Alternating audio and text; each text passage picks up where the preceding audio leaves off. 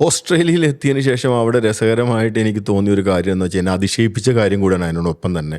ഞാൻ തൈക്കോ flow control എന്ന് പറഞ്ഞൊരു കമ്പനിയിൽ ബ്രിസ്ബെയിനിൽ വർക്ക് ചെയ്യുന്ന സമയത്ത് എൻ്റെ കൂടെ അദ്ദേഹത്തിൻ്റെ ആ പയ്യൻ്റെ പേര് മറന്നുപോയി, ഒരു ചെറിയ പയ്യൻ എൻ്റെ കൂടെ വർക്ക് ചെയ്യുന്നുണ്ടായിരുന്നു. അങ്ങനെ വർക്ക് ചെയ്ത മെഷീനിലാണ്, CNC മെഷീനിലാണ് വർക്ക് ചെയ്യുന്നത്. അങ്ങനെ വർക്ക് ചെയ്യുന്ന സമയത്ത് ഈ പയ്യൻ ഒരു 3 ദിവസം ലീവ് എടുത്തു.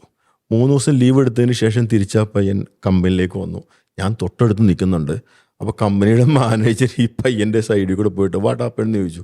പയ്യൻ പറഞ്ഞു, എൻ്റെ ഗേൾ ഫ്രണ്ട് ഓവർസീസിലായിരുന്നു, ഞാനപ്പോൾ ആ ഗേൾ ഫ്രണ്ടിൻ്റെ പെറ്റിനെ നോക്കിക്കൊണ്ടിരിക്കുമായിരുന്നു. എന്ന് വെച്ചാൽ ഗേൾ ഫ്രണ്ടിൻ്റെ പൂച്ചയോ പട്ടിയോ നോക്കിക്കൊണ്ടിരിക്കുന്നു. ഞാൻ അവിടെ നിന്ന് ഞെട്ടിപ്പോയി സത്യം പറഞ്ഞ. കാരണം എന്ന് വെച്ച് കഴിഞ്ഞാൽ സാധാരണ നോർമൽ കേസിൽ നമ്മൾ ഇവിടെയൊക്കെ ജോലി ചെയ്യുന്ന സമയത്താണെങ്കിൽ എന്ത് ചെയ്യും, ഇങ്ങനൊരു റീസൺ പറഞ്ഞാൽ മിക്കവാറും അന്ന് വൈകുന്നേരത്തോടുകൂടി നമ്മുടെ ജോലി എന്ത് ചെയ്യും, നമ്മുടെ ജോലി പോകും. പക്ഷേ വളരെ സിമ്പിളായിട്ട് അദ്ദേഹം മാനേജർ എന്ന് വെച്ചാൽ സത്യം പറയുക എന്നുള്ളതാണ്. ആ പയ്യൻ വളരെ കൃത്യമായിട്ട് സത്യം പറയുകയും അതിനെ വളരെ അപ്രീഷിയേറ്റ് ചെയ്യുകയും ചെയ്യും. അദ്ദേഹം ദാറ്റ്സ് വെരി നൈസ് എന്നൊക്കെ പറഞ്ഞിട്ട് അദ്ദേഹം പോകും. അതാണ് എനിക്ക് ഭയങ്കര ഒരു രസകരമായ അനുഭവത്തിനോടൊപ്പം തന്നെ വലിയൊരു വാല്യൂ കൂടെ അതിൻ്റെ അകത്ത് ഞാൻ കണ്ടെത്തി. പയ്യൻ വളരെ കൃത്യമായി, നമ്മുടെ ഇവിടെ നാട്ടിലാണെങ്കിൽ സാധാരണ ഒരു മലയാളി അങ്ങനെ എന്തെങ്കിലുമൊക്കെ ആവശ്യത്തിനൊക്കെ, പ്രത്യേകിച്ച് ഗേൾഫ്രണ്ടായിട്ടൊക്കെ ബന്ധപ്പെട്ടിട്ടൊക്കെ എന്തെങ്കിലുമൊക്കെ ആവശ്യമുണ്ടെങ്കിൽ ലീവ് എടുത്ത് എന്ത് പറയും, വയറിളക്കം വന്നോ അല്ലെങ്കിൽ വയറുവേദനയാണെന്നോ ഒക്കെ അല്ലേ പറയുള്ളൂ. പക്ഷേ ഇത് എന്നെ രസകരമാക്കുന്നതിനോടൊപ്പം തന്നെ